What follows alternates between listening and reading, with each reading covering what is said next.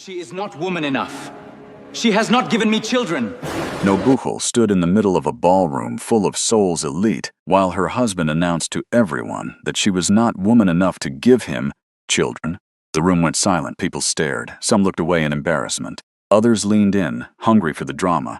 She wanted to disappear, to melt into the floor and never come back. At that worst moment of her life, a stranger made her an offer. Not a rescue, not charity, a choice. The problem was, the man offering her a way out was Park Seung-soo, the head of Seoul's most feared criminal organization. And her husband, the man who had just humiliated her in front of half the city, was terrified of him. She had two options: stay in a marriage that was killing her slowly, or follow a dangerous stranger into the unknown. She chose the stranger, and that choice changed everything. Nobuhul stood in front of the mirror and told herself the same lie she had been telling herself for 5 years. Tonight would be different. Tonight Ji-hoon would smile at her the way he used to. Tonight, his family would stop looking at her like she was a disease they could not cure. She smoothed down the emerald green dress, the one Ji-hoon's mother had sent over with a note that said, "Wear this, at least look the part." The part of what Nobuhul wanted to ask, but she never did. She never asked anything anymore. Questions led to arguments. Arguments led to days of cold silence. Silence was better. Silence was safer. The gala was in 2 hours. Her hands shook as she applied her lipstick. She had picked a neutral shade, nothing too bold. Bold was dangerous. Bold made Ji-hoon angry. Last time she wore red lipstick, he had looked at her across the dinner table and said, "Who are you trying to impress? You look desperate." She had never worn red again. "Are you ready?" Ji-hoon's voice came from the doorway. He did not look at her. He was checking his watch, the same expensive one his father had given him when he made partner at the law firm. Everything Ji-hoon owned came from his father: the job, the watch, the apartment. Even his opinions seemed borrowed. "Almost," Nobuhul said quietly. "We are late," he said, even though they had plenty of time. She could see the clock behind him. They had 2 full hours. "My parents are already there. Try not to embarrass me tonight." The words hit her chest like they always did, small and sharp, like swallowing glass piece by piece. But she nodded. "I will be careful." He finally looked at her, his eyes moving from her face to her dress and back again. She held her breath, waiting for the verdict. "That color makes you look washed out," he said. Then he walked away, his footsteps heavy on the wooden floor. Nobuhul stared at her reflection. The woman looking back at her seemed like a stranger. When had she become so small? When had she learned to shrink herself into corners, to apologize for breathing, to carry shame that was not even hers? She reached for her phone, thought about calling her mother back in Johannesburg, then stopped. What would she say? That her marriage was falling apart? Her mother had warned her. Everyone had warned her. Seoul is far. Her mother had said the night before the wedding, "Marriage is hard enough without being oceans away from home." Nobuhul had laughed then. She had been so sure, so in love, so stupid. She put the phone down and finished getting ready. 5 years ago, she had married Kang Ji-hoon in a ceremony that made headlines. A black South African woman marrying into one of Seoul's most prominent families. People called it love. They called it progressive. They called it beautiful. What they did not call it was a trap.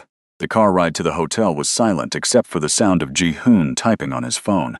Nobuhul watched the city lights blur past the window. Seoul at night always looked beautiful, like a city made of stars. She used to love it. Now it just felt like a pretty prison. "My mother wants to talk to you tonight," Ji-hoon said suddenly, not looking up from his phone. Nobuhul's stomach tightened. "About what? What do you think?" He finally glanced at her, his expression annoyed. She found another specialist. Some doctor in Switzerland who works with difficult cases. Difficult cases. That was what she had become. A medical problem to be solved. "We have already seen 12 doctors," Nobuhul said quietly. "Then we will see 13, Ji-hoon snapped. "Unless you have given up completely." She wanted to scream. She wanted to grab his phone and throw it out the window. Instead, she said, "I have not given up." "Good. Because my patience is running out." The car pulled up to the hotel. It was one of those places that made you feel poor just by looking at it. Marble steps, doormen in uniforms that probably cost more than her wedding dress. People in expensive clothes walking in and out like they owned the world. Maybe they did. Ji-hoon got out first. He did not wait for her, did not open her door, just walked ahead like she was supposed to follow. And she did, 3 steps behind, the way she had learned to do. His parents were waiting near the entrance. both of them dressed in black. Both of them wearing the same tight smile that never reached their eyes. "You are late," Jihoon's father said. He had a voice that could make anything sound like a crime. "Traffic," Jihoon lied smoothly, even though they had sat in the car for 10 minutes outside.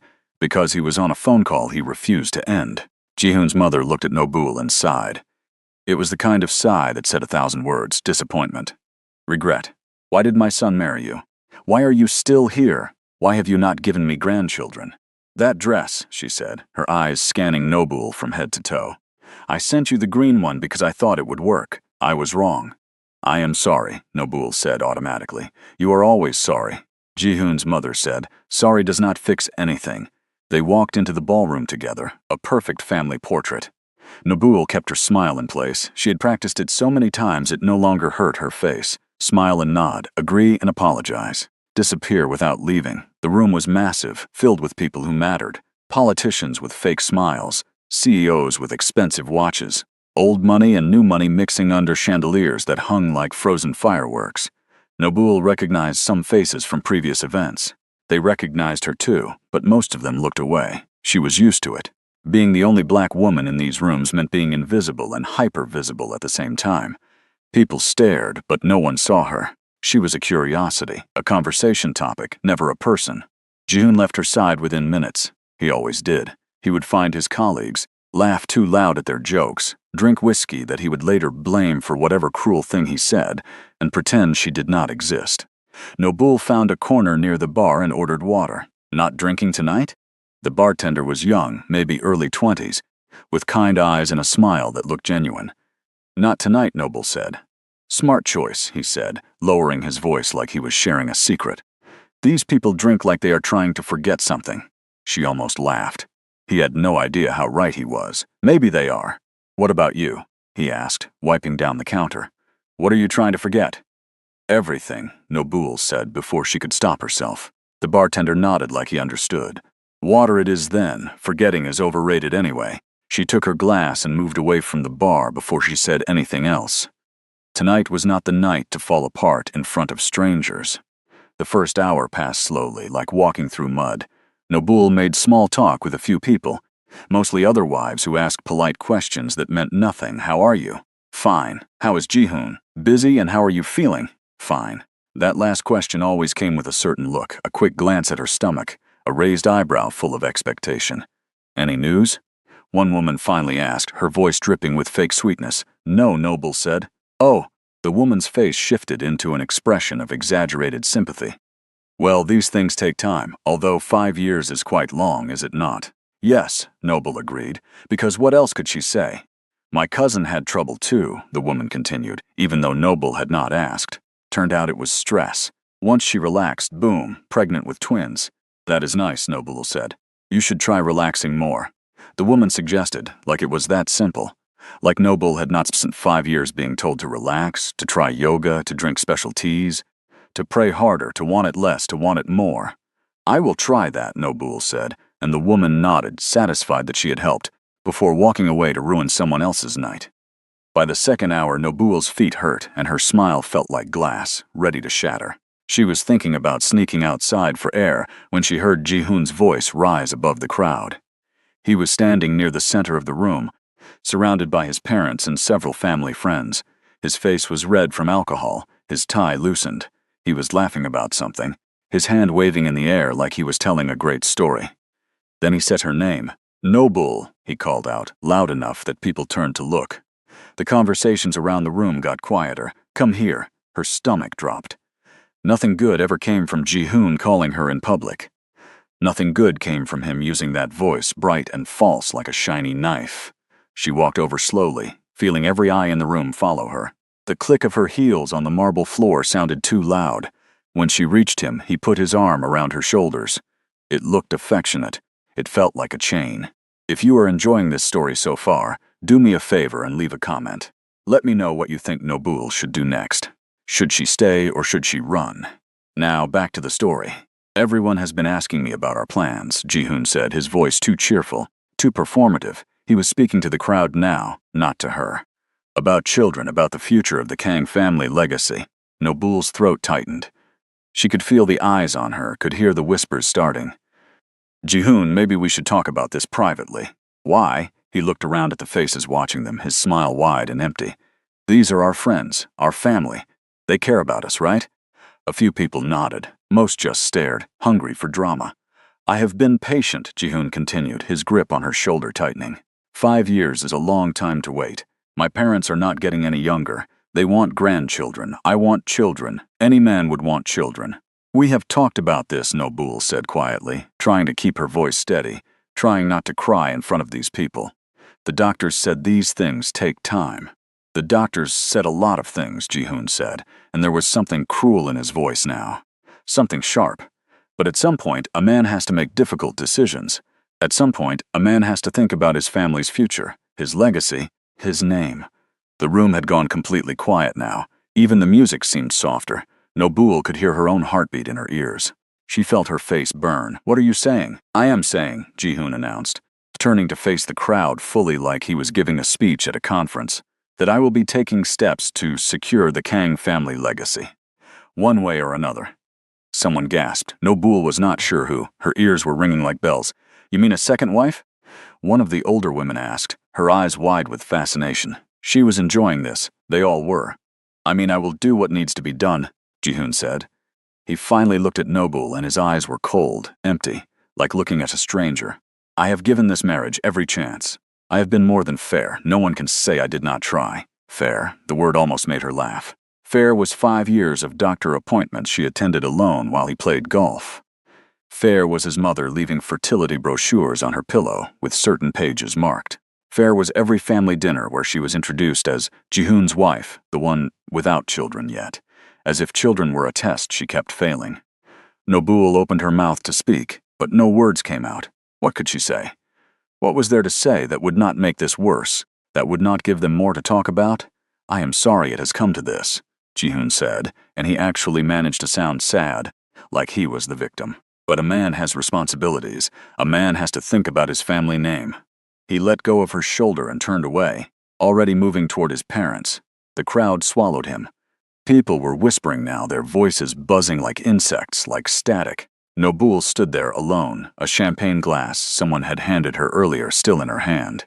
She did not remember taking it. She wanted to throw it against the wall. She wanted to scream. She wanted to disappear into the floor and never come back. Then she felt someone watching her. It was not the usual curious stares or the pitying glances from the other wives. This was different. This was focused, intense, like being seen under a microscope. She looked up and saw him. He was standing across the room, near the windows that overlooked the city. While everyone else was whispering about her, looking at her like she was a scandal waiting to happen, he was just watching. Calm, still, patient. He was tall, dressed in a simple black suit that somehow made everyone else look like they were trying. Too hard. His hair was dark, pushed back from his face. He was probably in his late 30s, maybe early 40s, and he was staring right at her. Not at her dress, not at her skin, not at her body, at her eyes. Then he started walking toward her. The crowd seemed to part for him without anyone really meaning to. People glanced his way and then quickly looked elsewhere, suddenly very interested in their drinks or their phones. Someone near Nobu'l whispered, "Is that Park Sung-oh?" Another voice whispered back, "What is he doing here?" The name meant nothing to her, but the way people said it, the way they suddenly found other places to be, told her everything she needed to know. This was someone dangerous, someone important, someone you did not want to cross. He stopped in front of her. Up close she could see his face properly. Sharp features, a scar along his jawline that looked old and deep, eyes that gave nothing away. He looked like someone who knew how to keep secrets. "You are still holding that glass," he said. His voice was quiet, deep, the kind of voice that did not need to be loud to be heard. Nobu'l looked down. The champagne had gone flat, bubbles long dead. "I do not drink," she said, not sure why she was explaining herself to a stranger, then put it down. It was not a request, not exactly. But it was not a command either, something in between. She found herself setting the glass on a nearby table and turning back to him. "Do I know you?" she asked. "No," he said simply, "but I know you." That should have scared her, a strange man at a party saying he knew her. But somehow it did not. Maybe she was too tired to be scared. Maybe she had used up all her fear already. "Everyone seems to know me tonight," Nobu'l said. and she heard the bitterness in her own voice, sharp and ugly. They know the story they tell about you, Park Sung-ho said. That is not the same thing as knowing you. And what story do you tell? He tilted his head slightly, like he was considering her, studying her. I do not tell stories, I pay attention. And I have been paying attention to you for a while now. That should have definitely scared her. Why? Because you are interesting. I am really not, Noble said. She felt tired suddenly, bone-deep tired. As you just saw, I am just the wife who could not give her husband children. That is the least interesting thing a person can be. Is that what you think you are? That is what everyone thinks I am. Park Sung-ho shook his head slowly. 2 years ago, you were at Seoul National Hospital. 4th floor, East Wing. You sat in the waiting room for 3 hours because the doctor was running late. When he finally saw you, he gave you test results. You read them, folded the paper very carefully, put it in your bag and walked out. You did not cry. You did not call anyone. You went to a coffee shop across the street, the one with the blue awning, ordered tea even though it was summer, and sat there until it got dark. Nobul's heart stopped. Her hands went cold. How do you know that? I was there, he said simply, like it was normal to remember a stranger from 2 years ago. Different reason, different floor. But I saw you through the window when I was leaving. I watched you carry something heavy and make it look light. That is a rare skill. That is not a skill, Noble whispered. That is just survival. Exactly. He paused, his eyes never leaving hers. Come work for me. The words were so unexpected that Noble thought she had heard wrong. What? Come work for me, he repeated, like it was the most normal thing in the world, like he had not just dropped a bomb in the middle of her worst night. I need someone who can read a room, someone who can speak multiple languages, someone who knows how to keep their face calm when everything is falling apart, someone who can survive. I do not even know what you do, Nobuhul said. Import and export, he said. International relations, business consulting, trade agreements. All of those words sounded legitimate, safe, boring even. But the way people had moved away from him, the way his name had been whispered with fear, told her there was more to it.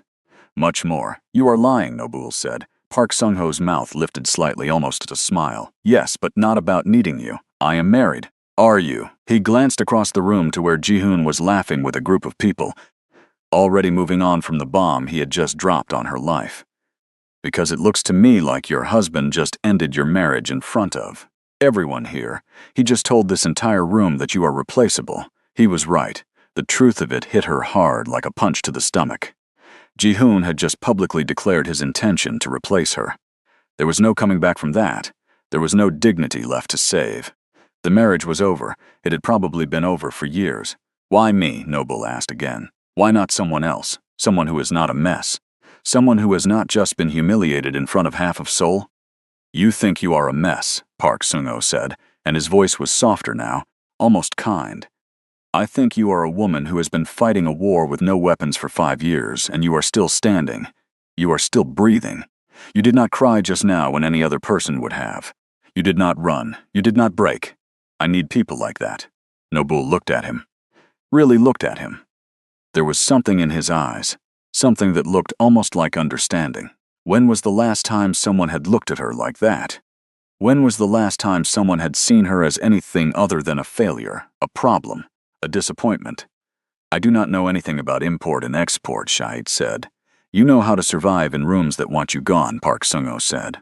You know how to smile when you want to scream. You know how to read people, to see what they are really saying under their words. That is the only qualification that matters. He reached into his jacket and pulled out a card. Simple, black, with a phone number in silver. Nothing else, no name, no company, just numbers. Think about it, he said, handing it to her. Call me when you decide, when not if. The corner of his mouth lifted again, almost a smile. You are already holding the card. That tells me everything I need to know. She was. She had taken it without thinking, her fingers closing around it automatically. Park Sung-ho stepped back. Your husband is coming back over here. He looks angry. You should leave before he makes another scene, unless you want to give these people more to talk about. Where would I go? Anywhere but here. Then he turned and walked away, disappearing into the crowd as easily as he had appeared, like smoke, like a ghost. Nobuhul barely had time to process what had just happened before Ji-hoon was in front of her, his face twisted with rage. She had seen him angry before, but this was different. This was public humiliation, and he hated nothing more than looking weak. Who was that? He demanded, his voice low and dangerous. I do not know, Noble said, which was technically true. She did not know him. She knew his name and nothing else. Do not lie to me. Ji-hoon grabbed her arm, his fingers digging into her skin hard enough to bruise. I saw you talking to him. I saw him give you something. What did he give you? She closed her fist around the card, hiding it. It was nothing. Do you have any idea who that man is? Ji-hoon's eyes were wild now, panicked. That is Park Sung-ho. He is dangerous. He is not the kind of person you talk to. He is not the kind of person who talks to people like us unless he wants something. You are hurting me, Nobuhul said quietly. I am hurting you? Ji-hoon laughed, but there was no humor in it, just bitterness and rage. I just publicly humiliated you, told everyone here that you are not enough, and you stand there like a statue. But some gangster gives you attention, and suddenly you grow a spine? Suddenly you have something to say? Let go of me. Not until you tell me what he wanted. People were starting to stare again. Of course they were. This night was turning into a full drama, and they all had front row seats. This was better than television. He offered me a job, Nobuhul said, loud enough that the people nearby could hear. Let them hear, let them all hear. She was done hiding. Ji-hoon's eyes widened. For a moment, he looked genuinely shocked. A job? You think you can just leave?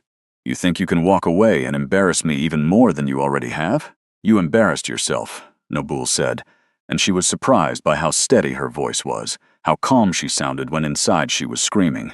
You stood in front of everyone we know and told them I was not good enough. You announced that you want to replace me. You did that, not me.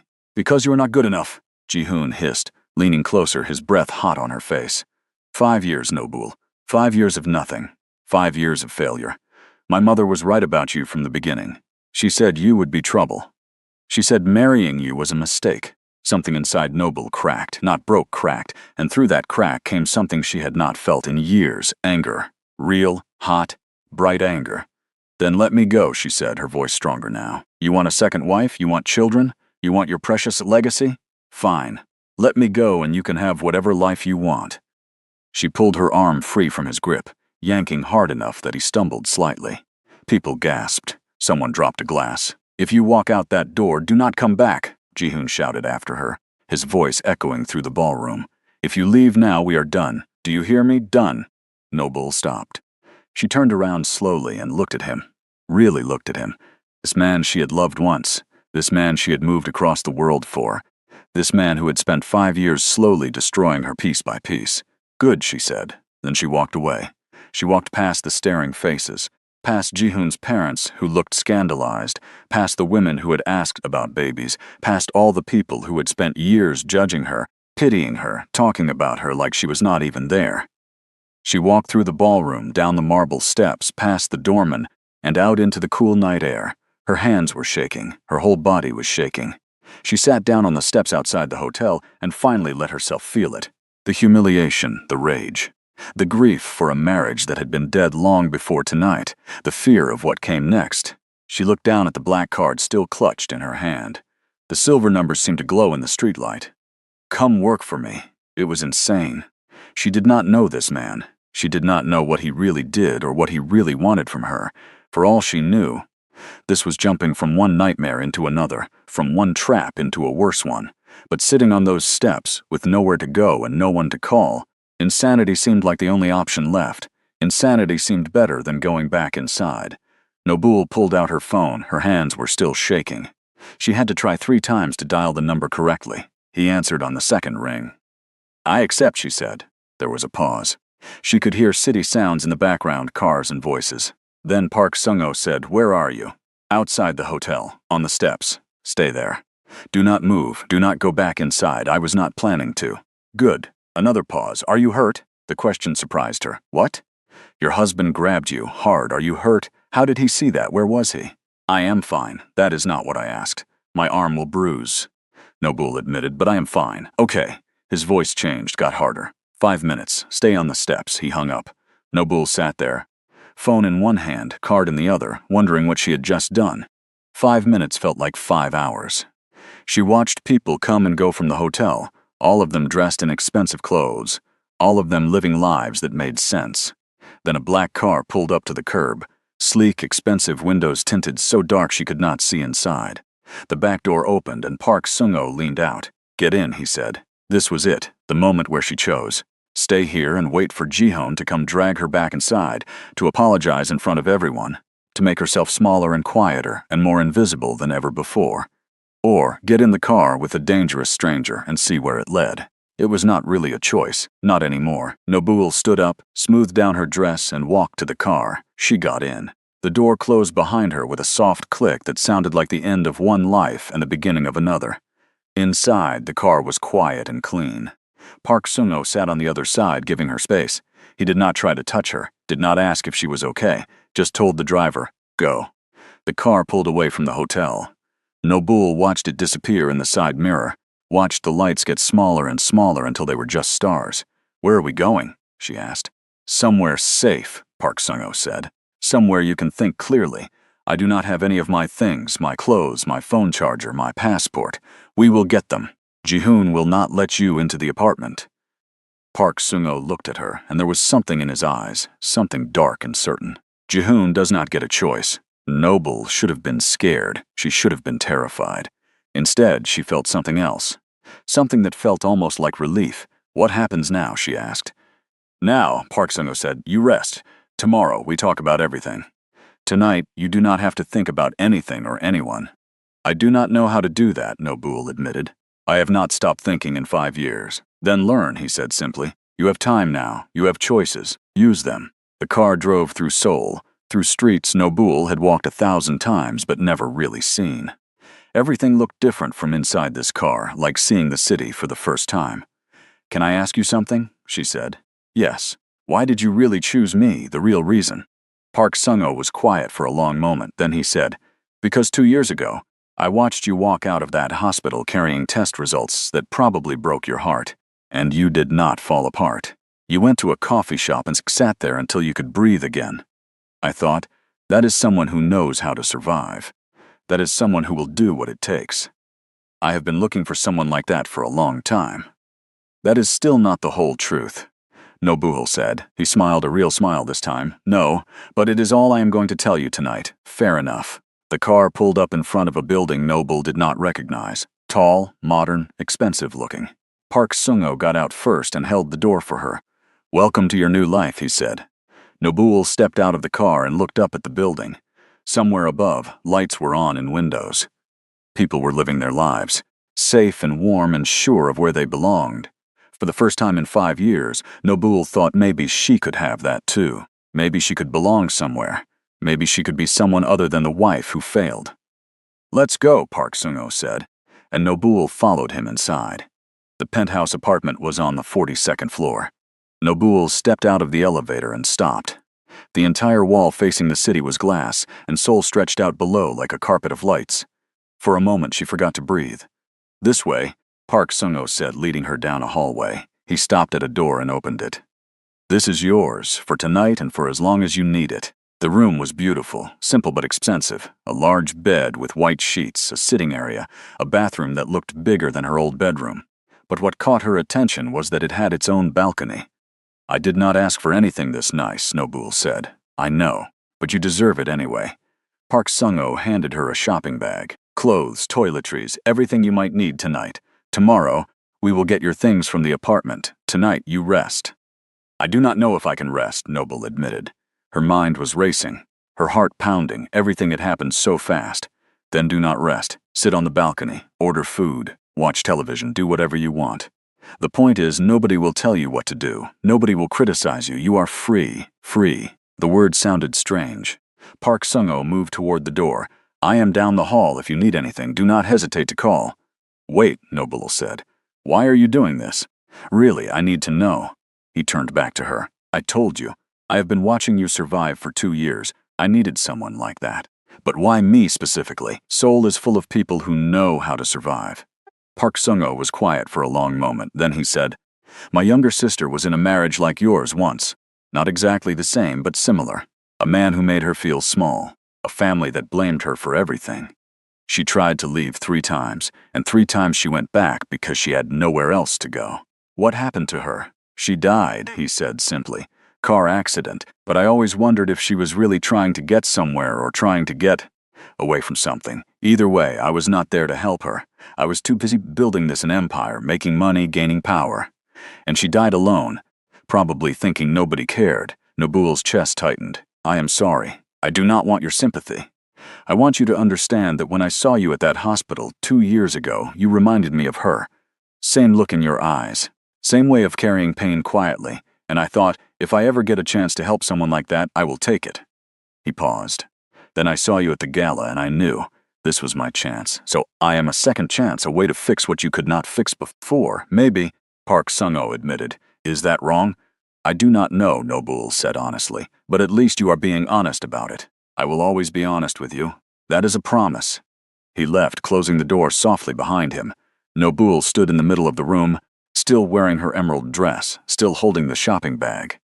Slowly, she walked to the balcony and stepped outside. The city noise rose up to meet her, cars honking, people talking, music from somewhere far below, life continuing like nothing had changed. But everything had changed. She pulled out her phone and stared at it. 23 missed calls from Ji-hoon, 15 text messages. She deleted them all without reading. Then she called her best friend from university, Thandiwei, who still lived in Johannesburg. Noble? Thandiwei answered on the first ring. Girl, it is 3 in the morning here. This better be good. I left him. Silence then. Say that again. I left Ji-hoon tonight.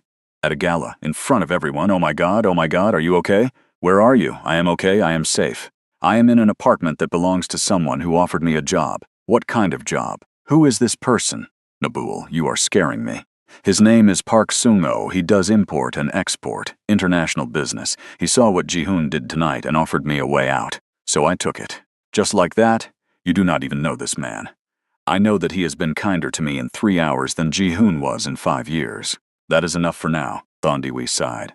I am worried about you, but I am also proud of you. I have been waiting for you to leave that man for 3 years. Why did you not say anything? Would you have listened? Nobul thought about that. Probably not. Exactly. Some things you have to figure out on your own. Thandiwei paused. What are you going to do now? I have no idea. Nobul admitted, but for the first time in years, that does not terrify me. They talked for another hour. By the time Nobul hung up, she felt steadier. She showered, washing away the makeup and hairspray and the smell of the gala. She put on the pajamas Park Sung-ho had bought, soft cotton that felt like a luxury. Then she lay in bed and waited for sleep that did not come. Her mind kept replaying the night. Ji-hoon's voice announcing he would replace her, the whispers, the stares, Park Sung-ho walking toward her like he had been waiting for that exact moment. Around 4 in the morning, she finally fell asleep. She woke to sunlight streaming through the windows and the smell of coffee. For a moment, she forgot where she was. Then it all came back. She got up and followed the smell to the kitchen. Park Sung-ho was there, dressed casually in jeans and a black shirt, reading something on his tablet. Good morning, he said. Coffee? Please, he poured her a cup. How did you sleep? Badly, but that is normal. It will get better. He set a plate in front of her. Toast, eggs, fruit. Eat. Then we need to talk about next steps. Noble ate slowly, savoring each bite. When was the last time someone had made her breakfast? First, Park Sung-ho said, we need to get your belongings from the apartment. I can send people or we can go together. Your choice. I want to go, Noble said. I need to face him one more time. On my terms. Okay, second. We need to make your employment official. Contracts, salary, job description, everything legal and clear. What exactly will I be doing? You speak English, Korean, Xhosa, and Zulu, correct? Yes. I need someone who can negotiate with my international partners. Particularly in Africa. I have connections in Nigeria, Kenya, Ghana, South Africa. But language is only part of it. I need someone who understands cultural context, who can read between the lines, who can walk into a room and figure out who has real power and who is just making noise. And you think I can do that? I know you can. I have watched you navigate your husband's family for years. Those skills translate. Nobul considered this. What is the catch? The catch is that some of my business is not exactly traditional. Some of it exists in gray areas. Nothing that will get you arrested. Nothing violent, but not everything I do would make the front page of a newspaper in a positive way. You mean you are a criminal? Park Sung-ho smiled slightly. I prefer businessman with flexible ethics. That is a very pretty way to say criminal. Yes, it is. He looked at her directly. If that is a problem, tell me now. I will still help you get away from Ji-hoon, still help you get on your feet. But I will not lie to you about what working for me means. Nobu'l thought about it. A month ago, the answer would have been obvious. No, absolutely not. She was a good person, a rule follower, someone who colored inside the lines. But where had that gotten her? 5 years of misery. 5 years of shrinking herself to fit into a box that was never meant for her. What are the gray areas exactly? She asked. Import and export. Like I said, sometimes the items are not properly documented. Sometimes the routes are unconventional. Sometimes the partners are people governments do not approve of. But I do not deal in weapons. I do not deal in people. I have lines I do not cross. And if I work for you, I would be part of that? You would be my public face for legitimate deals. The African partnerships I am building are real, legal, important. But yes, by working for me, you would be connected to the rest of it too. Noble took a sip of coffee, buying time to think. Can I ask you something? Anything. If your business is so dangerous, why do you live in a penthouse with big windows? Why do you go to charity galas? Why not hide? Park Seung-ho laughed. Because the best way to hide is in plain sight. I am a legitimate businessman to most people. I donate to charities. I pay my taxes. I smile for cameras. The other stuff, that is invisible if you are smart enough, and you are smart enough. So far. Noble made her decision. Okay, I will do it, but I want a real contract, real salary, and I want to know if something is illegal before I do it, not after. Fair enough. Park Seung-ho extended his hand. Welcome to the team. She shook it. His grip was firm, warm. When do I start? Today if you are ready. But first, let us get your things. An hour later, they pulled up to the apartment building where Nobu'l had lived with Ji-hoon. Her stomach churned as they rode the elevator up. I can go in first, Park Seung-ho offered. No, I need to do this. She used her key to open the door. The apartment was exactly as she had left it. Her makeup still on the bathroom counter. Her shoes by the door. Ji-hoon was sitting in the living room. He looked up when she walked in, his eyes red like he had been crying or drinking or both. You came back, he said. Only for my things, he stood up. Noble, we need to talk. Last night I was drunk. I said things I did not mean. You meant every word. I did not. I was angry. I was frustrated, but I love you. We can fix this. Park Seung-ho appeared in the doorway behind Nobu'l. Ji-hoon's face changed immediately, twisting with rage. Get out of my house, Ji-hoon snarled. This is not your house, Park Seung-ho said calmly. According to the lease, both your names are on it, which means Nobu'l has every right to be here. I am just here to make sure she gets her belongings without incident. You have no right to be here. You have no right to take my wife. I did not take anyone. She left on her own. Ji-hoon turned to Nobu'l. Is this what you want? To throw away 5 years of marriage for some criminal? Do you know who this man is? What he does? I know exactly who he is, Nobu'l said quietly. And yes, this is what I want. I want to leave. I want a divorce. I want my life back. I will not give you a divorce. I will fight you on everything. You will get nothing. I do not want anything except my clothes and my personal items. You can keep everything else. You will regret this, Ji-hoon said. You will come crawling back and I will not take you. I will marry someone better. Someone who can actually give me children. The words were meant to hurt, but they bounced off Nobu'l like rain off glass. She felt nothing. Good luck with that, she said, and walked past him to the bedroom. It took her 20 minutes to pack her important things. Clothes, books, photos from home, her grandmother's jewelry. Everything else she left behind. Park Seung-ho helped her carry the bags to the car. Ji-hoon stood in the doorway, watching, his face a mask of impotent rage. This is not over, he called after them. Yes, it is, Nobu'l called back. As they drove away, she looked back one last time at the building. 5 years of her life lived in that apartment. 5 years of trying to be someone she was not. How do you feel? Park Seung-ho asked. Free, Nobu'l said, and this time she meant it. The next few days were a blur. Nobu'l signed contracts, opened a new bank account, met with lawyers about the divorce. Park Seung-ho introduced her to his key people. There was Mina, head of security, a woman in her 40s with sharp eyes and a no-nonsense attitude. She looked Nobu'l up and down like she was assessing a threat. So you are the one, Mina said. The one what? Nobu'l asked. The one brave enough or crazy enough to leave a rich husband for this life.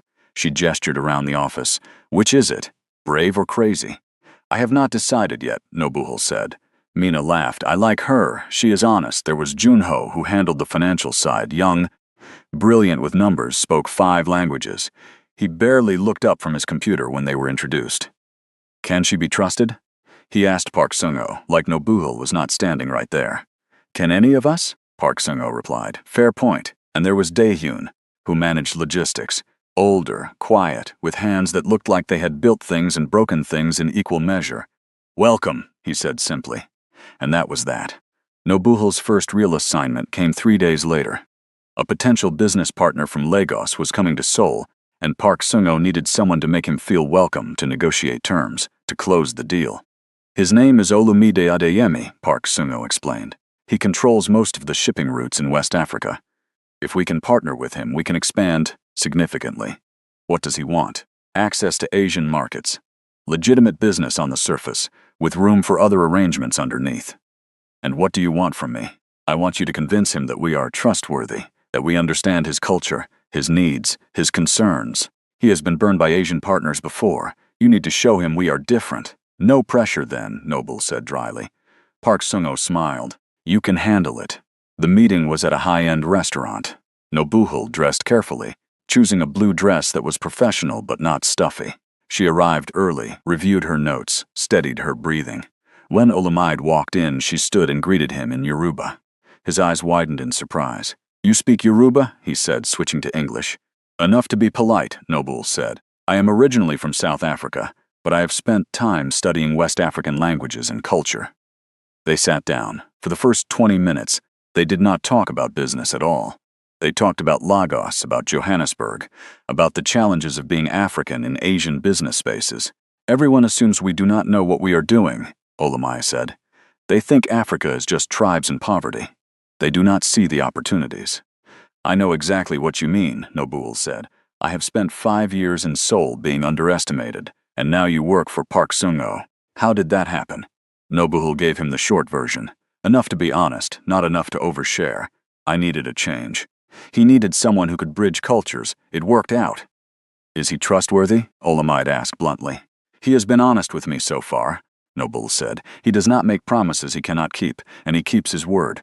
That is rare in this business. I know. They talked for 3 hours. By the end, they had outlined a partnership that would benefit both sides. Olumide would provide shipping routes, Park Sung-ho would provide Asian connections, and everyone would make money. I like you, Olumide said as they were leaving. You do not play games. You say what you mean. Life is too short for games, Nobuhul said. Agreed. He shook her hand. Tell Park Sung-ho we have a deal. But I want you as my point of contact. No one else. I will let him know. When Nobuhul reported back to Park Sung-ho, he looked genuinely impressed. He never agrees on the first meeting. How did you do it? I treated him like a person, not a deal. I listened more than I talked. And I did not lie to him. Simple but effective. Sometimes simple is best. Park Sung-ho studied her for a moment. You are going to be very good at this job. I hope so. Over the next month, Nobuhul threw herself into work.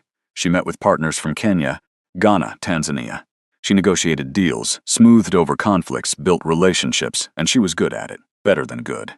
She understood something that many people in Park Sung-ho's world did not. Business was not just about money or power. It was about trust, respect, understanding. It was about seeing people as people, not just assets. But the more successful she became, the more Ji-hoon spiraled. He called constantly, left messages that ranged from begging to threatening. He showed up at the building once, trying to get past security. Mina had him removed. He is getting desperate, Mina warned. Desperate people are dangerous. What can he really do? Nobuhul asked. A lot, if he is angry enough.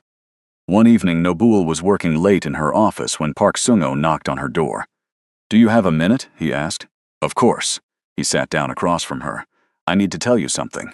Your husband has been asking questions about me, about my business. He is trying to find something he can use against you. Like what? Proof that you work for a criminal organization. Proof that you are involved in illegal activities. Anything that would make you look bad in a divorce. Nobuhul's stomach dropped. Can he find anything? Not easily. We are careful. But if he looks hard enough, if he hires the right people, he might find something. So what do I do? Park Sung-ho leaned forward. You have 2 choices. 1, we end your employment. I help you find a different job. Something completely legitimate, and you distance yourself from me. That way, even if he finds something, you can claim you did not know.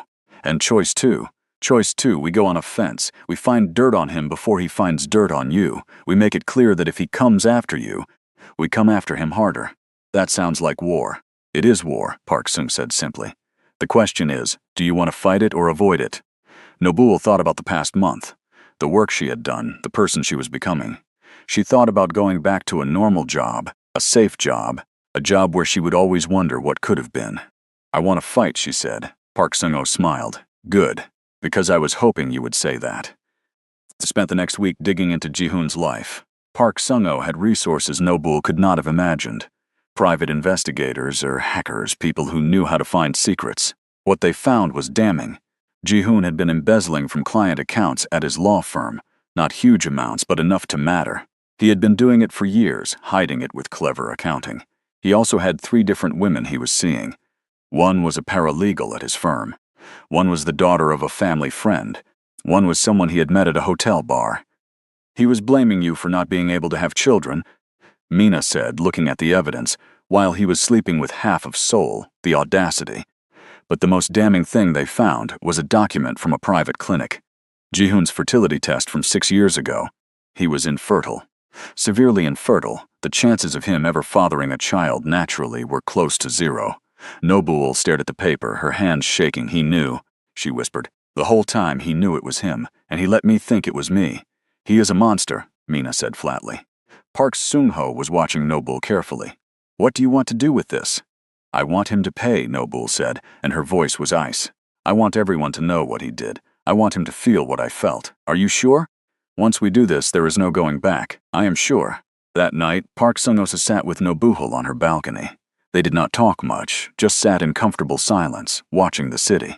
Can I tell you something? He said finally. Yes. When I first approached you at the gala, I thought I was offering you an opportunity, a job, a way out. But you have given me something too. What? A reason to care about this business again. For a long time, it was just about money and power. But watching you negotiate, watching you build real relationships with our partners, it reminded me why I started all this, to create something that mattered. Nobuo looked at him. You are saying I am good for business. I am saying you are good for me. He paused. Is that okay to say? Yes, Nobuo said softly. That is okay to say. They sat there a while longer, the space between them feeling charged with something neither of them was quite ready to name. Finally, Park Sung-ho stood. Get some rest. Tomorrow, we start planning Ji-hoon's downfall. Nobuo smiled. I cannot wait. As she lay in bed that night, Nobuo thought about how much her life had changed in just over a month. She had gone from a woman with no choices to a woman with all the power, and she was just getting started. The next morning, Nobuo woke up to find 2 security guards stationed outside her apartment door. One was a woman in her 30s with sharp eyes and a no-nonsense expression. The other was a young man who looked like he could break someone in half without trying. Good morning, Miss Nobuo, the woman said. I am Jisoo. This is Taemin. We will be with you whenever you leave the building. Is this really necessary? Nobuo asked. Mr. Park thinks so, Jisoo said. And Mr. Park is usually right about these things. Nobuo wanted to argue, but she remembered Ji-hoon's voice on the phone, cold and threatening. Maybe security was not such a bad idea. She went to work with Jisoo and Taemin following at a discreet distance. At the office, Mina took one look at them and nodded approvingly. Good. You need protection. Your ex-husband has been making calls, trying to dig up dirt on you, trying to find people who will say bad things about you. Has he found anyone? Nobuo asked, her stomach nodding. No. Because there is nothing to find. You were a good wife. Too good, if you ask me. Mina handed her a coffee, but he is desperate. Desperate people do stupid things. Should I be worried? You should be careful, Mina corrected. There is a difference. Worried means you let fear control you. Careful means you stay smart. Nobuo was learning that Mina was full of wisdom like that. Sharp, practical wisdom that came from surviving in a world that did not forgive mistakes. Over the next 2 weeks, Nobuo threw herself into work. She met with business partners from Nigeria, Kenya, Ghana. She negotiated deals, translated not just words but intentions, cultural nuances that could make or break agreements. She was good at it, better than good. She could walk into a room full of men who thought she did not belong and walk out with their respect. It was a power she had never known she possessed. Park Sung-ho watched her work with something that looked like pride. He gave her more responsibility, more freedom. He trusted her in ways Ji-hoon never had. You are a natural, he said one evening after a particularly difficult negotiation. You see angles other people miss. I spent 5 years learning to see what people really mean, Nobu'ul said. Ji-hoon never said what he actually meant. Everything was coded. I am angry meant you disappointed me. I am tired meant you are not good enough. I had to learn to translate. That must have been exhausting. It was, but I guess it prepared me for this. Park Sung-ho looked at her thoughtfully. Can I ask you something personal? Yes. Do you regret it, the marriage? Noble considered the question. A month ago, the answer would have been yes, absolutely, with her whole heart. Now, she was not so sure. I regret the pain, she said slowly. I regret the years I lost believing I was the problem. But if I had not married Ji-hoon, I would not be here. I would not have learned what I am capable of. So maybe I do not regret it. Maybe I am just grateful it is over. That is a healthy way to see it. Park Sung-ho said. What about you? Nobu'ul asked. You said someone you cared about died because of you. Do you regret that? His face darkened. Every day. What happened? He was quiet for so long that Nobu'ul thought he would not answer. Then he said, her name was Minji. She worked for me, like you do now. She was smart, capable, fearless. I thought she could handle anything. I was wrong. What happened? Nobu'ul asked again. Gentler this time. A rival organization wanted to hurt me. They could not touch me directly, so they went after her, kidnapped her, used her as leverage. I tried to negotiate, tried to get her back safely, but they killed her anyway, just to prove they could. I am so sorry, Nobu'ul whispered. I swore after that I would never put someone in danger again unless I was absolutely certain they could survive it. That is why I watched you for 2 years. I needed to be sure. And are you sure about me? Park Sung-ho looked directly at her, his eyes intense. Yes, you are stronger than you know. Stronger than she was, even. You have already survived things that would have broken most people. Something passed between them, in that moment something Nobu'ul could not quite name. It felt like understanding, like recognition, like two people who had both been broken finding each other in the wreckage. We should get back to work, Park Sung-ho said, breaking the moment. But something had shifted. Nobu'ul felt it, and she was pretty sure he felt it, too. 3 weeks after the gala, Nobu'ul received a package at the office. No return address, no note, just a thick manila envelope. Mina examined it carefully before letting Nobu'ul open it. Could be anything, could be dangerous. But it was not dangerous. It was medical records. Nobu'ul's hands shook as she read through the pages. Test results from a private clinic, fertility analysis, sperm count, motility rates. They were Ji-hoon's records, and they showed what she had suspected, what some part of her had known all along. He was infertile, severely infertile. Had been for at least 7 years since before they even met. He had known. The whole time he had known. And he had let her believe it was her fault. Let his family blame her. Let her go through test after test, procedure after procedure, carrying shame that was never hers to carry. What is it? Mina asked, seeing Nobu'ul's face. Nobu'ul handed her the papers. Mina read through them, her expression growing darker with each page. That lying piece of garbage, Mina hissed. He knew. He knew it was him, and he let you suffer. Why would he do that? Nobu'ul's voice cracked. Why would someone do that to another person? Because controlling you was more important than honoring you, Minza said. Because keeping you small meant he could feel big. I have seen it before, men who need to break their wives to feel like men. Nobu'ul felt something crack open inside her chest, not sadness, rage. Pure, clean, burning rage. Who sent these? She asked. I do not know, but someone wants you to know the truth. Nobu'ul pulled out her phone and called Park Sung-ho. Did you send me medical records? No. What medical records? She explained. There was a long silence on the other end. Where are you? He asked. At the office. Stay there. I am coming. He arrived within 15 minutes, his face grim. He read through the records carefully, his jaw tightening with each page. This changes things, he said. How? Because now you have proof that he lied. Proof that he committed fraud, essentially. He blamed you publicly for something that was his fault. That is defamation. That is grounds for a much bigger settlement in the divorce. I do not want his money, Nobu'ul said. I want him to admit what he did. I want everyone who blamed me to know the truth. Park Sung-ho looked at her. Are you sure? Once you make this public, there is no taking it back. His family will come after you. His lawyers will try to destroy your credibility. It will get ugly. Let it get ugly, Nobu'ul said. I am done being quiet. I am done protecting him. A slow smile spread across Park Sung-ho's face. Good, then let us burn his world down. The plan was simple but brutal. Park Sung-ho's lawyers would file an amended divorce petition, including the medical records as evidence. They would show that Ji-hoon had knowingly and maliciously blamed Nobuhal for a fertility problem that was entirely his own, but before they filed, they would give Ji-hoon one chance to settle quietly, to admit what he had done, to give Nobuhal a fair divorce, to leave her alone. He will not take it, Mina predicted. His pride will not let him. She was right. When Park Sung-ho's lawyers presented the offer, Ji-hoon exploded. He called Nobuhal directly, screaming into the phone. "You think you can blackmail me? You think some fake medical records will save you?" "They are not fake," Noble said calmly. "They are from the clinic you visited 6 years ago, the one you told me you were going to for a routine checkup. You have no proof those are mine. Your name is on every page, your patient ID number, your signature. Would you like me to send copies to your parents, to your law firm, to every news outlet in Seoul?" There was a stressed sound on the other end of the line. "You would not dare." "Try me," Noble said, and hung up. She was shaking, but it was not from fear. It was from adrenaline, from power, from finally fighting back. Park Sung-ho was watching her with an expression she could not quite read. "You are terrifying when you are angry," he said. "Is that a compliment?" "Absolutely." 2 days later, Ji-hoon made his move, but it was not the move anyone expected. Nobuhal was leaving the office with Jisoo and Taemin when a car pulled up, not Ji-hoon's car.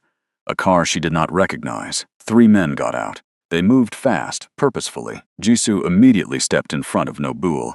"Get back inside," she ordered, but the men were not there to attack. They were there to serve papers.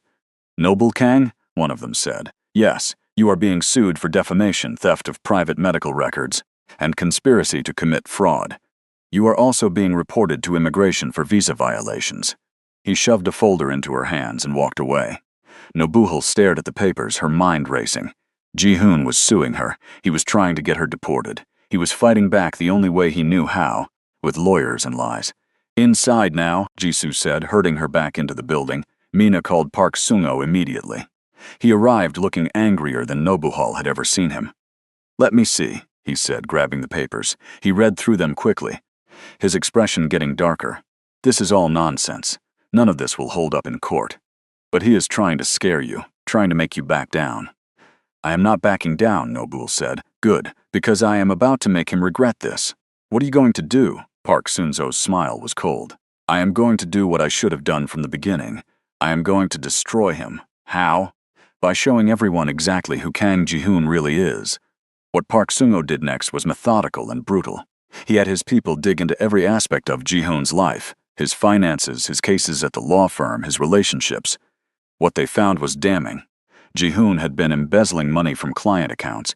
Not huge amounts, but enough to matter. He had been doing it for years, covering it up with careful accounting and his family's name. He had also been having an affair. Multiple affairs, actually. With colleagues, with clients, with anyone who would say yes. And he had lied on several legal documents, claiming credentials he did not have, degrees he had not earned. Park Sung-ho compiled everything into a neat file and sent it to Ji-hoon with a simple message. "Drop the lawsuit and the immigration complaint, or this goes public." Ji-hoon dropped everything within 24 hours. But he was not done yet. 3 days before the divorce was set to be finalized, Nobuhal got a call from her mother in South Africa. "Nobuhal, what is happening?" Her mother's voice was frantic. "Ji-hoon called me. He said you are in danger, that you are working for criminals, that I need to convince you to come home." Noble closed her eyes. Of course he would go after her family. "Mama, I am fine, I promise." "Ji-hoon is lying because he is angry. But he said you left him for another man. He said you are living with a gangster. I left him because he was cruel to me, Mama. Because he blamed me for things that were not my fault. And yes, I work for someone now. Someone who has been kinder to me in 2 months than Ji-hoon was in 5 years. "Are you safe?" her mother asked, and her voice was smaller now. Worried. "I am safe. I am safer than I have been in a long time." There was a pause, then her mother said, "You sound different. Stronger." "I am different. I am becoming who I was supposed to be before I let Ji-hoon make me small." "Then I am proud of you," her mother said quietly. "Come home and visit when you can. I want to see this new version of my daughter." Nobuhal hung up with tears in her eyes. Good tears this time. The day of the final divorce hearing arrived. Nobuhal dressed carefully, choosing a white suit that made her feel powerful. She arrived at the courthouse with Park Sung-ho on one side and Mina on the other. Ji-hoon was already there with his parents and a team of lawyers. He looked terrible, thin, tired, defeated. His mother glared at Nobulo with pure hatred. "You destroyed my son." "No," Nobulo said calmly. "He destroyed himself. I just stopped letting him destroy me too." The hearing was quick. The judge reviewed the evidence, the settlement agreement, the division of assets. Ji-hoon had agreed to everything, including a public statement acknowledging that the fertility issues in their marriage were not Nobulo's fault. "Do you have anything you want to say?" the judge asked Nobulo. She looked at Ji-hoon. He would not meet her eyes. "No," she said. "I have nothing left to say to him." "Then this marriage is dissolved. You are both free to move forward with your lives." Just like that. It was over. 5 years of marriage ended with a signature and a stamp. Nobulo walked out of the courthouse, a free woman. Outside, Park Sung-ho was waiting. "How do you feel?" he asked. "Light," Nobulo said, and it was true. She felt like she could float away. "I feel so light." "Good. You deserve to feel that way." He paused. "I got you a celebrating gift." He handed her an envelope. Inside was a lease agreement for the penthouse apartment. "What is this?" Nobulo asked. "The apartment is yours, not company housing, yours. Your name on the lease, your place, no strings attached. I cannot accept this." "Yes, you can. You have earned it 10 times over. You are one of my best people, Nobulo. You deserve to have a home that is truly yours." Nobulo looked down at the papers, then up at him. "Why are you so good to me?" Park Sung-ho was quiet for a moment. Then he said, "Because you remind me that good people still exist in this world. Because watching you become yourself again has been the best thing I have seen in years. Because He stopped. "Because what?" Nobulo prompted, her heart beating faster. "Because I care about you," he finished, "more than I probably should." The air between them felt charged, electric. Nobulo knew she should be careful. She had just gotten out of one relationship. She should not be thinking about starting another. But this did not feel like what she had with Ji-hoon. This felt different, real, built on respect and honesty instead of lies and control. "I care about you too," she said quietly. Park Sung-ho smiled, and it was the most genuine smile she had ever seen from him. "Good. That is good." They stood there for a moment, just looking at each other. Then Mina's voice broke the spell. "Are we celebrating, or are we just going to stand here all day? Because I know a great restaurant and I am starving." They went to dinner, the 3 of them, and Nobulo laughed more than she had in years. She told stories about growing up in Johannesburg. Mina told stories about some of the ridiculous situations she had gotten into working for Park Sung-ho. Even he relaxed, sharing small pieces of himself. As the evening wound down, Nobulo realized something. She was happy, genuinely, deeply happy. Not because everything was perfect, but because she was free. Free to choose her own life. Free to become whoever she wanted to be. Before we get to the end, I need you to do something for me. If this story touched you, if you felt something, hit that subscribe button. Share this with someone who needs to hear it. Someone who needs to know that it is never too late to choose yourself. Now, let me tell you how Nobulo's story ends. 6 months after the divorce, Nobulo had become one of Park Sung-ho's most valuable assets. She had negotiated deals worth millions. She had expanded his network across 3 continents. She had earned the respect of people who did not give respect easily. But more than that, she had built a life, a real life. She had friends now, real friends, not the fake friends from her marriage who disappeared the moment things got difficult. She had Mina, who had become like a sister. She had colleagues who valued her opinion. She had security guards who joked with her in the mornings. And she had Park Sung-ho. They had not defined what they were to each other. It was not quite romance, not quite friendship. Something in between, something that was growing slowly and carefully. He took her to dinner sometimes, always at quiet places where they could talk. They discussed business, life, dreams, fears. He told her about his childhood, about how he had built his organization from nothing. She told him about South Africa, about the parts of herself she had buried to try to fit into Ji-hoon's world. One evening, they were sitting on the balcony of her apartment, looking out at Seoul's lights. "I have a question," Park Sung-ho said. "Ask, are you happy?" "Really happy?" Nobulo thought about it. "Yes, I am. For the first time in years, I actually like my life." "Good. You deserve happiness. So do you," Nobulo said, looking at him. "When was the last time you were happy?" He considered the question. "Right now," he said finally. "I am happy right now." Their eyes met and held.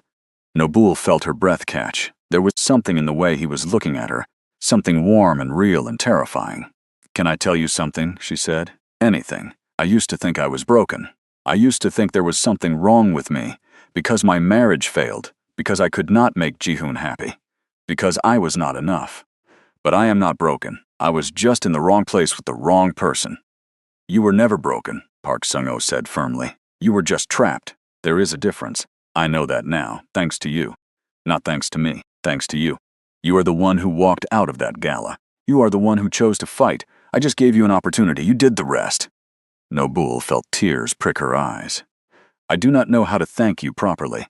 You do not need to thank me. Just keep being exactly who you are. That is enough. They sat in comfortable silence for a while, watching the city breathe. Then Park Sung-ho said, I need to tell you something. Okay. That night at the gala, when I walked over to you, it was not just because I needed an employee. It was because I saw you standing there, holding that champagne glass like it was a shield. And I thought you looked like the loneliest person I had ever seen. And I know what that feels like. I have been that lonely. I did not want you to feel that way anymore. Nobu'l's heart clenched. You saw me. I saw you, he confirmed. And I have been seeing you every day since. The real you. The strong, brilliant, beautiful you. Beautiful? Nobu'l whispered. Insides and out, Park Sung-ho said. Though I probably should not be saying these things. You just got divorced. You need time. Maybe I do not want time, Nobu'l said. Maybe I want to stop being careful and just see what happens. Park Sung-ho looked at her. Really looked at her. Are you sure? I am not sure about anything, Nobu'l admitted. But I am sure that being with you feels right. That working with you, talking to you, existing in the same space as you makes me happy. Is that enough? That is more than enough. He reached out and took her hand. It was a simple gesture, just their fingers intertwining, but it felt monumental. They sat there, hands linked, watching the city lights blur into constellations. 1 year after the gala, Nobu'l stood in front of a conference room full of international business leaders. She was presenting a proposal for a new trade network that would connect manufacturers in Seoul with distributors across Africa. She spoke confidently, answering questions, handling objections, making her case. When she finished, the room erupted in applause. Park Sung-ho was watching from the back, his expression proud. After the meeting, he pulled her aside. You were incredible. I was nervous, Nobu'l admitted. You did not show it. You looked like you were born to do this. Maybe I was. I just needed someone to show me I could. They walked out of the building together. A photographer who had been waiting outside snapped a picture. Tomorrow, there would be articles about the mysterious South African woman who had become Park Sung-ho's right hand. People would speculate, gossip, make up stories. Nobu'l did not care anymore. Let them talk. Let them wonder. She knew who she was now. I got a letter from Ji-hoon, she said as they drove back to the office. Park Sung-ho's jaw tightened. What did it say? That he was sorry, that he realizes now what he lost, that he wants another chance. And I threw it away without finishing it. I do not care what he has to say anymore. That part of my life is over. Park Sung-ho relaxed. Good. He does not deserve your forgiveness. Maybe not, but I forgive him anyway. Not for him. For me, because carrying that anger was exhausting. You are a better person than I am, Park Sung-ho said. No. I am just someone who is tired of letting the past control me.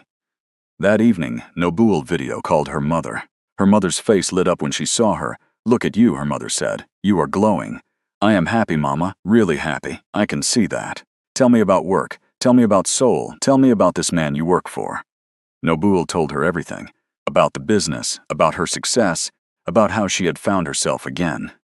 She did not mention that she and Park Sung-ho were slowly building something that might be love. That was too new, too fragile to share yet. I am so proud of you, her mother said. When you married Ji-hoon, I was worried. I thought you were giving up too much of yourself. But I did not say anything because you seemed happy. I was not happy. I was just good at pretending. And now you do not have to pretend anymore. No, now I get to just be myself. After the call, Nobu'l stood on her balcony and looked out at the city that had once felt like a prison. Now it felt like home. Not because of the place, but because of the person she had become here. Her phone buzzed. A message from Park Sung-ho. Dinner tomorrow? There is something I want to talk to you about, she typed back. Good something or bad something? Good, very good. Nobu'l smiled. A year ago, a message like that would have filled her with dread. Now it filled her with anticipation. She had learned something important in the past year. Life was not about avoiding pain or protecting yourself from every possible hurt. It was about choosing who you wanted to be and fighting for that choice every single day. She had chosen to be strong. She had chosen to be free. She had chosen to be herself, and that choice had saved her life. 2 years after the gala, Nobusul stood in the same hotel where her life had fallen apart, but this time she was not a guest, she was a speaker. The business conference had invited her to talk about international trade and cultural negotiation. She stood on the stage where Ji-hoon had once humiliated her and told her story. Not the painful parts, but the parts about rebuilding, about finding strength, about becoming more than anyone thought you could be. In the audience, she spotted a few familiar faces. People who had been at the gala that night. People who had watched her humiliation and done nothing. They looked at her differently now, with respect, with admiration, maybe even with a little bit of fear. When she finished speaking, the applause was thunderous. Park Sung-ho was waiting for her backstage. "You were amazing," he said. "I was terrified," she admitted, "but you did it anyway. That is what makes you amazing." He took her hand, lacing their fingers together the way they always did now. In the past year, their relationship had deepened, grown into something solid and real. They had not rushed it, they had let it build slowly, carefully, on a foundation of trust and respect. "I have something for you," he said, pulling out a small box. Nabul's heart jumped. "What is this? Open it." Inside was a key, simple silver, attached to a small card that said partner. "I am making it official," Park Sung-ho said. "You are not just my employee, you are my partner, equal stake in the business, equal say in decisions, equal everything." Noble stared at the key, tears filling her eyes. "You do not have to do this. I want to. You have earned it. You have built this business as much as I have. You deserve to own it." She threw her arms around him, not caring who saw. He held her tight, his face buried in her hair. "Thank you," she whispered. "Thank you," he whispered back, "for choosing to stay, for choosing me." They pulled apart and Nabuhul wiped her eyes. "I must look like a mess." "You look perfect," Park Sung-ho said, and the way he looked at her made her believe it. They left the hotel together, walking out into the Seoul night. The same city, the same streets, but everything was different now. Nabuhul was different now. She was no longer the woman who had sat on those hotel steps with nowhere to go. She was no longer the wife who had been told she was not enough. She was Nabuhul, business partner, negotiator, survivor, free woman, and she was exactly enough. As they walked, Park Sung-so said, "I never asked you this. Do you regret it? Getting in the car that night?" Noble thought about everything that had happened. The fear, the challenges, the hard work, the growth. She thought about who she had been and who she had become. "No," she said firmly. "That was the best decision I ever made. It saved my life." "You saved your own life, Park," Sung-ho corrected. "I just gave you a ride." Noble laughed. "Some ride." They walked in comfortable silence for a while. Then Noble said, "Can I tell you something?" "Always. I think I am falling in love with you." Park Sung-ho stopped walking. He turned to face her, his eyes searching hers. "You think? Okay, I know. I know I am falling in love with you. I have been trying not to because I thought it was too soon, thought I should wait, thought I should be more careful, but I am tired of being careful. I want to just feel what I feel. And what do you feel?" "Safe, happy, seen, valued, loved." She paused.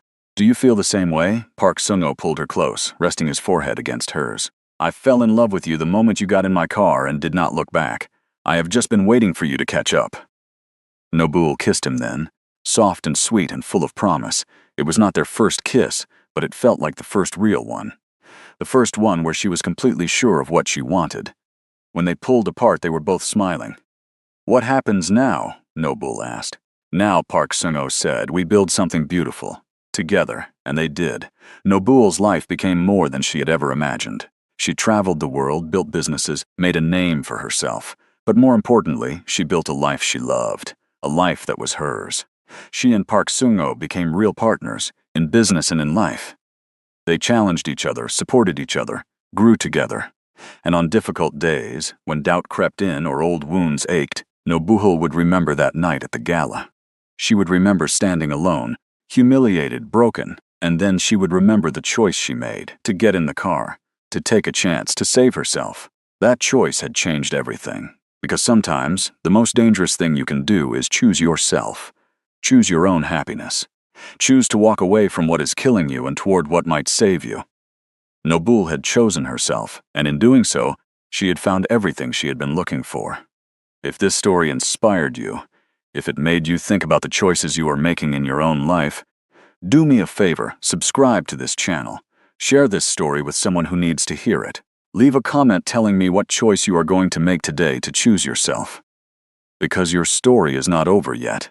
You can still choose differently. You can still save yourself, just like Nobuhul did.